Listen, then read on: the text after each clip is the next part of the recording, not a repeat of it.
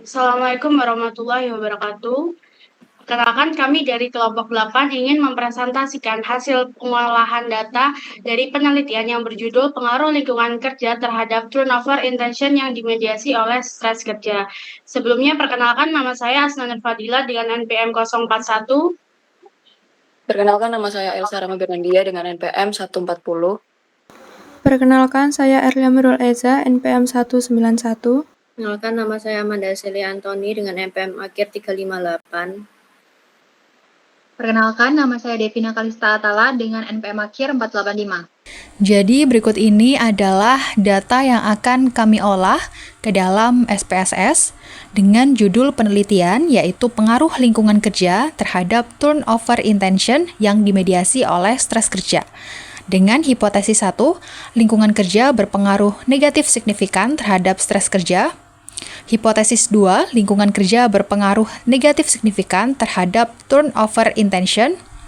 Hipotesis 3, stres kerja berpengaruh positif signifikan terhadap turnover intention. Dan hipotesis 4, stres kerja memediasi pengaruh lingkungan kerja terhadap turnover intention. Baik, selanjutnya saya akan menyampaikan proses dari pengolahan data dari penelitian ini. Yang pertama kita memasukkan variabel X untuk hasil total semua indikator dari X1 sampai X5.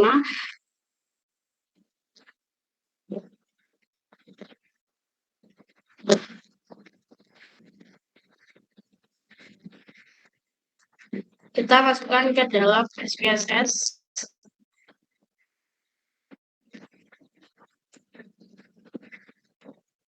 Lalu kita kembali ke datanya untuk mengcopy yang variabel Z.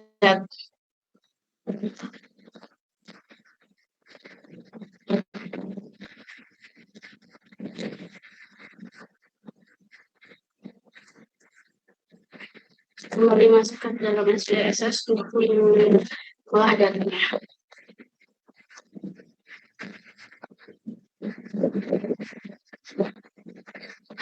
Nah, yang terakhir kita masukkan variabel Y dalam SPSS.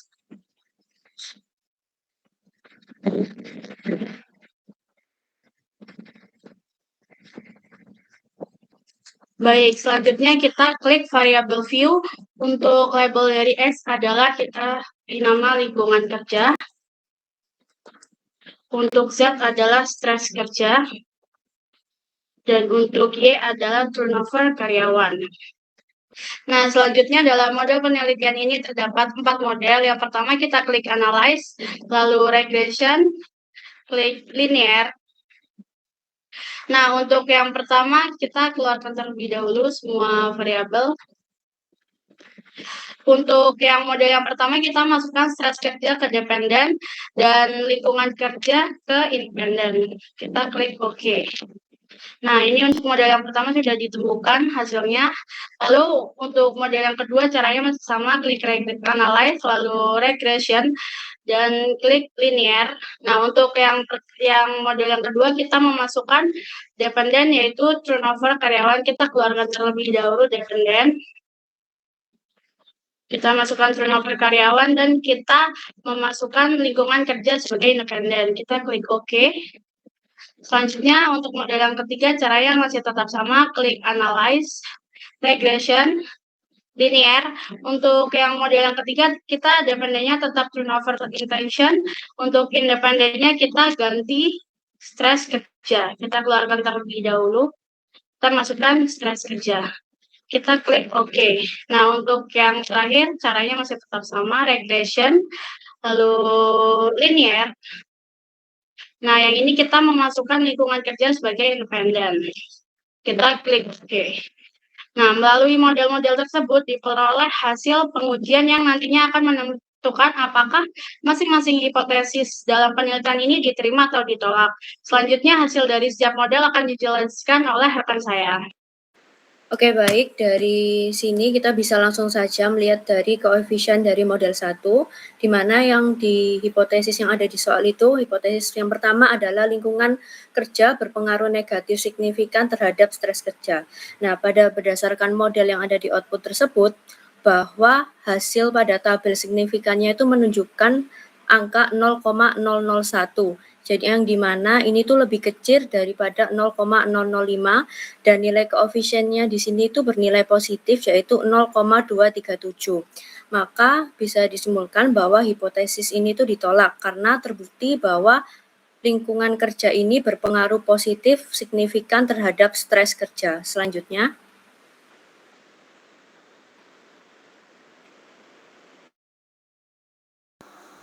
Untuk model yang kedua, didapatkan output signifikan 0,000 yang dimana itu kurang dari 0,05 signifikan dengan beta minus 0,351.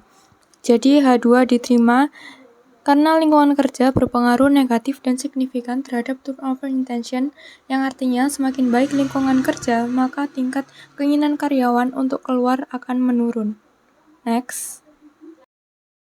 Kemudian masuk pada model yang ketiga, di mana terdapat nilai signifikansinya untuk stres kerja, yang nilainya adalah 0,014, dan untuk nilai unstandardized B-nya adalah 0,182, yang mana jika kita interpretasikan, karena nilai signifikan 0,014 lebih kecil daripada 0,05, dan arah koefisiennya positif, maka dapat disimpulkan bahwa stres kerja berpengaruh positif dan signifikan terhadap turnover intention. Sehingga semakin tinggi stres yang dirasakan karyawan, semakin tinggi pula niat mereka untuk keluar dari perusahaan. Sehingga sehingga dapat disimpulkan bahwa stres kerja berpengaruh positif signifikan terhadap turnover intention diterima nilai signifikan 0,014 yang lebih kecil daripada 0,05 dan koefisien beta positif 0,182.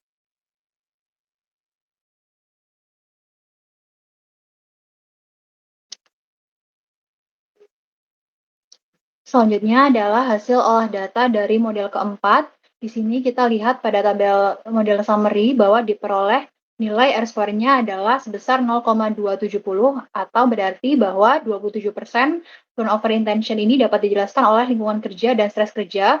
Lalu pada tabel ANOVA ini memiliki signifikansi sebesar 0,000 atau kurang dari 0,05 yang menunjukkan bahwa model penelitian ini layak untuk digunakan.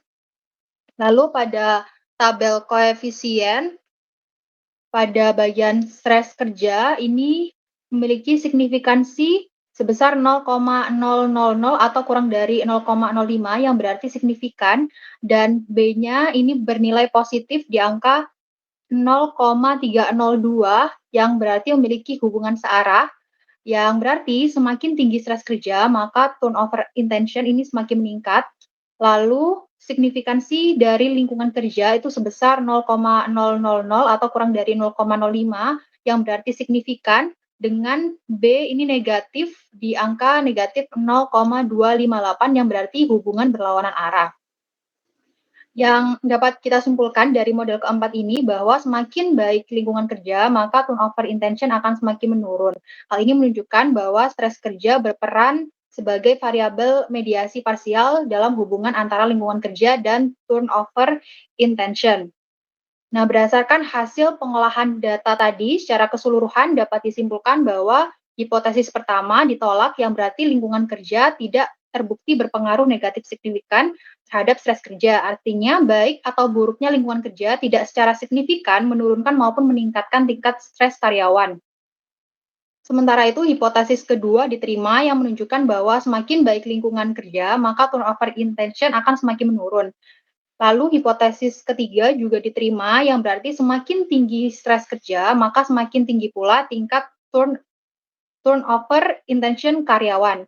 Selain itu, hipotesis keempat juga diterima sehingga dapat disimpulkan bahwa stres kerja mampu memediasi pengaruh lingkungan kerja terhadap turnover intention, artinya lingkungan kerja dapat mempengaruhi turnover intention secara tidak langsung melalui stres kerja sebagai variabel perantara. Dengan demikian dapat disimpulkan bahwa stres kerja memiliki peran penting dalam menjelaskan hubungan antara lingkungan kerja dan turnover intention. Mungkin itu saja presentasi yang dapat kami sampaikan. Kami akhiri. Wassalamualaikum warahmatullahi wabarakatuh.